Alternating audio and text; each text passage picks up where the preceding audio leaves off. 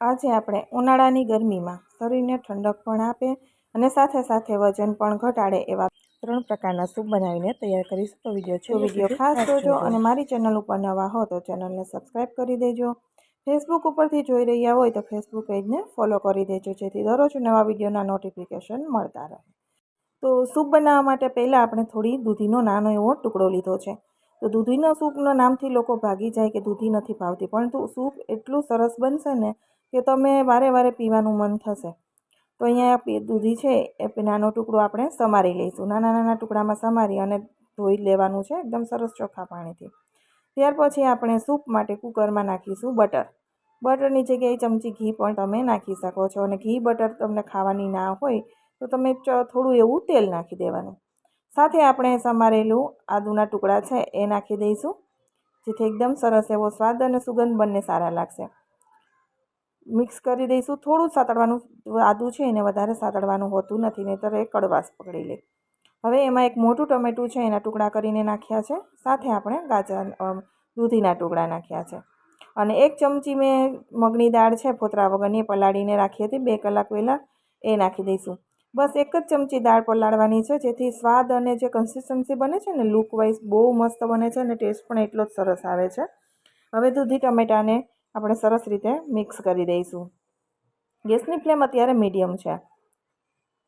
હવે એમાં સ્વાદ પ્રમાણે આપણે મીઠું નાખીશું, તમને પસંદ હોય એ પ્રમાણે, અને થોડું આપણે મરીનો પાવડર. સૂપમાં મરીનો પાવડરનો ટેસ્ટ વધારે સારો લાગતો હોય છે. તો હવે આપણે એને પણ મિક્સ કરી દઈશું સરસ રીતે. મિક્સ કરી અને આપણે હવે સૂપ બનાવવાનું છે, એટલે પાણીનું થોડું પ્રમાણ નાખવું પડે. નહીંતર તમે દૂધી છે પોતાનું પાણી છોડતી હોય તો આપણે દૂધીના શાકમાં પાણી નાખતા નથી.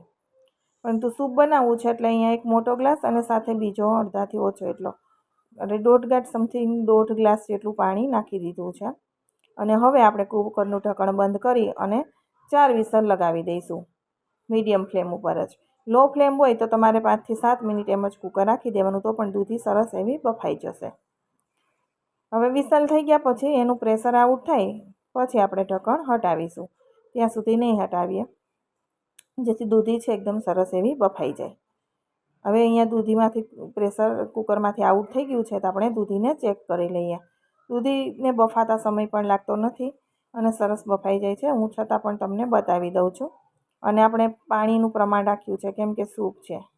હજી સૂપ આપણે ઘાટું થઈ જશે રેસીપી બનતા. અને દૂધીનું સૂપ છે, તમે એક નાનાથી લઈ બાળકોથી લઈ મોટાને પાઈ દેશો ને કોઈ એમ નહીં કે તમે દૂધીનું સૂપ બનાવ્યું છે.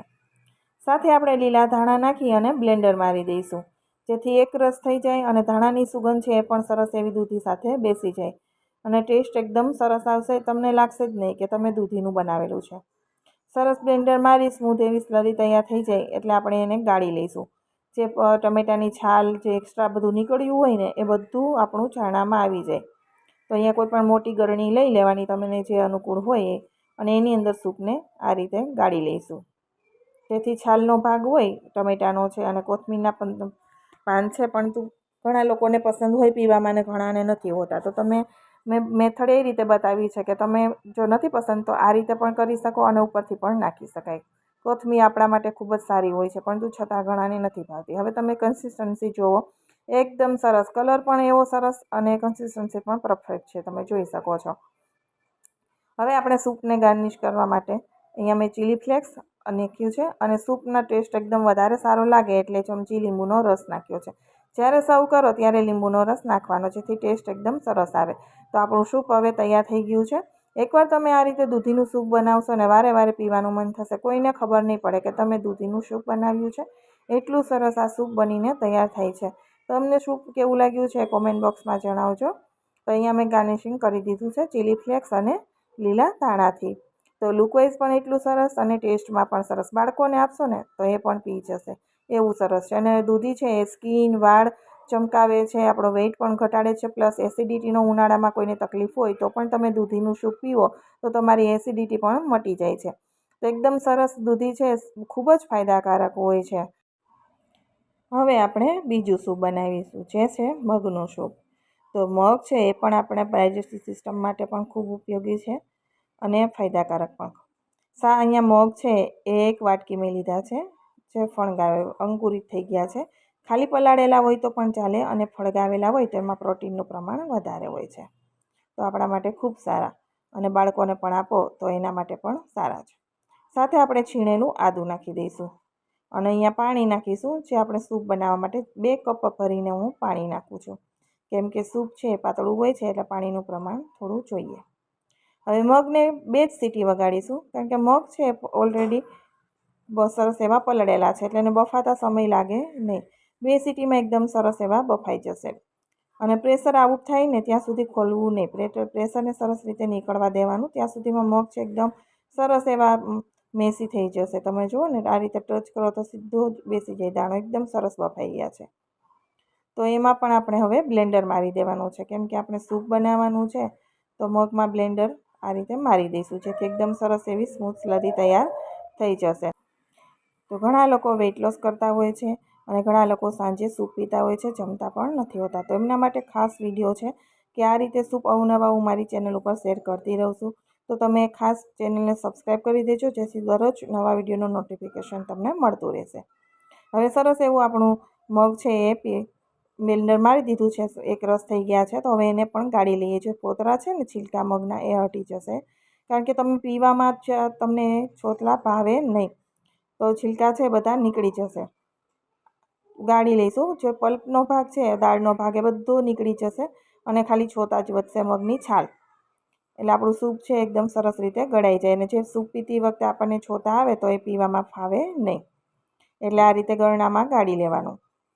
હવે અહીંયા આપણો પલ્પ રેડી થઈ ગયો છે. હજી આપણે આગળ પ્રોસેસ કરવાની છે.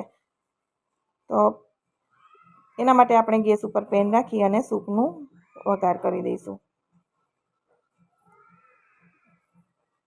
1 ચમચી જેટલું બટર નાખીશું. બટરની જગ્યાએ ઘી પણ લઈ શકાય.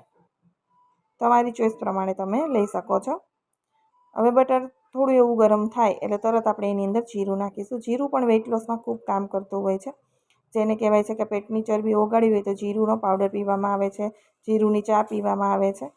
સાથે આપણે ચપટી હિંગ નાખી અને હવે આપણે મગનું જે પાણી રાખ્યું છે સૂપ એ નાખી દઈશું અને એને હવે ગેસની ફ્લેમ મીડિયમ રાખી અને ચલાવતા રહીશું. તો કન્સિસ્ટન્સી તમને જોઈએ એ પ્રમાણે તમારે પહેલેથી પાણીનો ઉપયોગ કરવાનો. ઘણાને ઘાટું પસંદ હોય તો પાણી ઓછું લેવાનું. હવે સ્વાદ પ્રમાણે મીઠું નાખી દઈશું અને ચપટી એવી હળદર નાખીશું, જેથી જે સૂપ છે એકદમ લીલવણી એવો કલર થઈ જાય.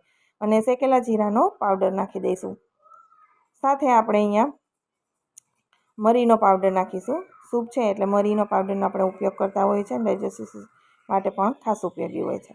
હવે આપણે સરસ રીતે મિક્સ કરી અને 5 મિનિટ જેટલું સૂપને સરસ રીતે ઉકાળીશું, જેથી ટેસ્ટ એકદમ સરસ આવી જાય અને હળદર ને બધા મસાલા છે એકદમ સરસ એવો સૂપનો કલર આવી જાય. તો સૂપ આપણે ઘણી બધી રીતે મોસ્ટ ઓફ બધાના ઘરમાં સૂપ શિયાળામાં બનતા હોય છે, પરંતુ આ રીતે આપણા સૂપ ઓછા બનાવતા હોઈએ છીએ. પરંતુ સૂપનો ટેસ્ટ, આ સૂપના પણ ટેસ્ટ પણ એકદમ સરસ તમને લાગશે. અને ખાસ જ્યારે બાળક નાનું હોય ત્યારે આપણે એને મગના પાણીને બધું પાતા હોઈએ છીએ, ત્યારે તમે આ સૂપ બનાવો ને તો એમાં ખાસ કામ લાગે છે કે તમે આ રીતે બનાવી બાળકને પાઈ શકો. સાથે હવે સૂપ આપણું સરસ એવું તૈયાર થઈ ગયું છે. તો લીલા ધાણા નાખી દઈશું. કન્સિસ્ટન્સી તમે જોઈ શકો છો, મેં સૂપ પ્રમાણે જ રાખી છે. પરંતુ મગનું સૂપ ઘણા લોકો ઘાટું પીતા હોય છે, તો તમારે પાણી પહેલેથી ઓછું રાખવાનું. હવે સર્વ કરતી વખતે આપણે એમાં લીંબુનો રસ નીચોવી દઈશું, જેથી કરીને આપણા સૂપનો સ્વાદ છે એ ડબલ થઈ જશે, ટેસ્ટમાં વધારે સારું લાગશે.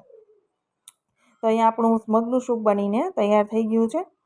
એકદમ સરસ એવું પરફેક્ટ સૂપ બનીને રેડી થઈ ગયું છે. તો બંને સૂપની રેસીપી તમને કેવી લાગી છે કોમેન્ટ બોક્સમાં જણાવજો. વિડીયો પસંદ આવે તો વિડીયોને લાઇક આપજો અને વધુમાં વધુ લોકો સાથે શેર કરજો. જો લોકો સૂપ પીવાના શોખીન છે યા તો વેઇટ લોસ કરે છે, એમના માટે ખાસ છે કે તમે આ રેસીપી જુઓ અને જોઈને તમે આને પણ ફોલો કરી શકો છો. તો તમારું પણ વેઇટ લોસ અને તમને નવી નવી રેસીપીઓમાં વેઇટ લોસમાં પણ મજા આવશે. તો પેટ ભરીને પીવો તો પણ વજન ના વધે એવું છે કે તમે પેટ ખાલી રાખીએ તો ભૂખ લાગે, નીંદર ના આવે, પરંતુ આ સૂપ એવા કે પેટ ભરીને પી શકાય અને છતાં વજન બિલકુલ વધે નહીં, ઉલટાનું ઘટે. તો એકદમ સરસ મજાનું આપણું મગનું સૂપ એકદમ લીલવણી તૈયાર છે. ફરી મળીશું નવા વિડીયો સાથે. આવજો. આજે આપણે ઓટ્સનું વેઇટ લોસ સૂપ બનાવીશું. તો વિડીયો ખાસ જોજો અને મારી ચેનલ ઉપર નવા હો તો મારી ચેનલને સબસ્ક્રાઈબ કરી દેજો અને ફેસબુક પેજ પરથી જોઈ રહ્યા હોય તો ફેસબુક પેજને ફોલો કરી દેજો, જેથી દરરોજ નવા વિડીયોના નોટિફિકેશન મળતા રહે.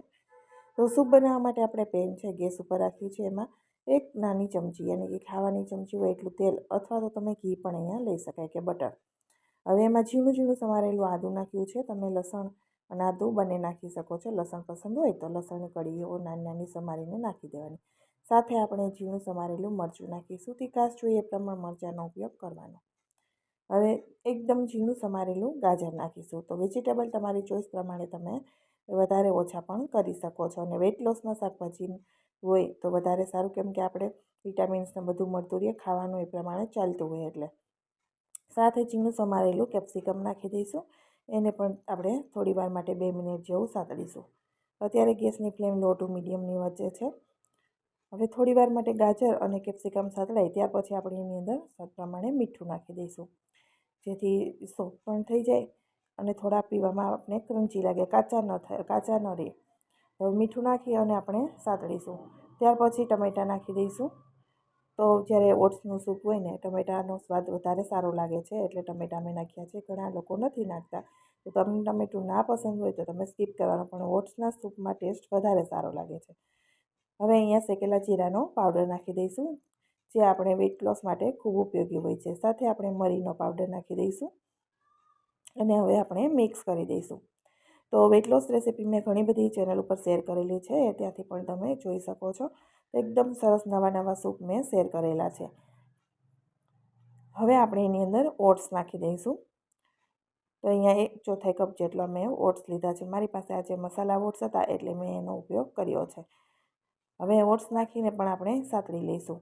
મિક્સ કરી દઈશું 2 મિનિટ જેવું. ત્યાર પછી આપણે એની અંદર પાણી નાખીશું. તો પાણીનું પ્રમાણ તમને લિક્વિડ કેટલું પસંદ છે એ ઉપર લેવાનું. મેં જે પાણીનું પ્રમાણ રાખ્યું છે એકદમ પરફેક્ટ છે. તમને સૂપ આગળ જોતાં ખબર પડી જશે. તો 2 કપ ભરીને આપણે પાણી નાખી દઈશું. 1/4 કપ આપણે લીધો છે ઓટ્સ અને એની સામે 2 કપ આપણે પાણી નાખીએ છીએ. હવે ઓટ્સ અને પાણીને એકદમ સરસ રીતે બધી વસ્તુને મિક્સ કરી દઈશું પહેલાં અને કવર કરી દઈશું. લો ટુ મીડિયમ ફ્લેમની વચ્ચે જ આપણે 7 મિનિટ જેવું રહેવા દઈશું. 7 મિનિટ થાય ત્યાં સુધીમાં આપણા ઓટ્સ છે એકદમ સરસ એવા કૂક થઈ જશે. હવે 7 મિનિટ સુધી આપણે ખોલ્યું નથી. 7 મિનિટ પછી તમે જુઓ તો હું તમને ચલાવીને બતાવી દઉં કે આપણું સૂપ છે ને એકદમ સરસ તૈયાર થઈ ગયું છે. વધારે પડતું પાતળું પણ નહીં, એકદમ ઘાટું પણ નહીં, ખીચડી જેવું. જો તમે જે રીતે પસંદ હોય તે પ્રમાણે પાણી તમે વધારે ઓછું કરી શકો છો. તો સૂપ હંમેશા લિક્વિડ ફોર્મમાં હોય છે અને સરસ હોય. આ રીતે વધારે પડતું પાતળું પણ નહીં અને ઘાટું નહીં, એકદમ સરસ બનીને તૈયાર થઈ ગયું છે. તો આ સૂપની કન્સિસ્ટન્સી એકદમ પરફેક્ટ છે. સૂપ ગરમ ગરમ હોય ત્યારે જ આપણે પીતા હોઈએ છીએ, અને જો ઠંડુ થઈ જાય તો ઘાટું થઈ જાય. ઓટ્સનું સૂપ છે એટલે. હવે આપણે લીલા ધાણા નાખી દીધા છે અને મિક્સ કરી દીધા છે. તો અહીંયા આપણું એકદમ મસ્ત મજાનું વેઇટ લોસ ઓટ્સનું સૂપ બનીને તૈયાર થઈ ગયું છે. મેં મારી ચેનલ પર ઘણા બધા વેઇટ લોસ સૂપ શેર કરેલા છે, તો તમે ખાસ વિડીયા જોજો. વેઇટ લોસ કરતા હોય તો તમારા માટે ખૂબ કામના છે. અને એકદમ સરસ એવું આપણું સૂપ તમે કન્સિસ્ટન્સી જોઈ શકો છો. પરફેક્ટ બનીને તૈયાર થઈ ગયું છે. તો હવે આપણે સર્વ કરી દઈશું.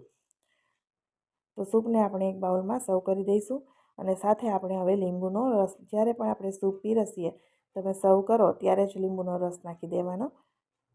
તો એકદમ સરસ મજા, ટેસ્ટ પણ સારો આવશે અને લીંબુથી પણ આપણી વેઇટ લોસ માટે કામ લાગે છે. તો હવે આપણે લીંબુનો રસ નીચોવી દઈશું. તો એકદમ ટેસ્ટફુલ આપણું સૂપ બનીને તૈયાર થઈ ગયું છે. તો કોમેન્ટ બોક્સમાં જરૂરથી જણાવજો. વિડીયોને લાઈક આપજો, વધુમાં વધુ લોકો સાથે શેર કરજો. તો અહીંયા લીંબુ નાખી અને ફરી આપણે મિક્સ કરી દીધું છે અને ચીલી ફ્લેક્સથી હું ગાર્નિશિંગ કરું છું, ચીલી ફ્લેક્સ અને ધાણાથી. તો જેથી લુક પણ સરસ આવે અને ટેસ્ટમાં પણ આપણને સારું લાગે. તો એકદમ પરફેક્ટ અને સરસ મજાનું આપણું સૂપ અત્યારે બનીને તૈયાર થઈ ગયું છે. તો સાંજે આવું સૂપ આપણે પી લઈએ તો આપણું પેટ પણ સરસ રીતે ભરાઈ જાય અને ટેસ્ટ પણ એટલો જ સરસ આવે છે અને વજન બિલકુલ વધે નહીં. તો ફરી મળીશું આવા જ નવા વિડીયો સાથે. આવજો, બાય બાય.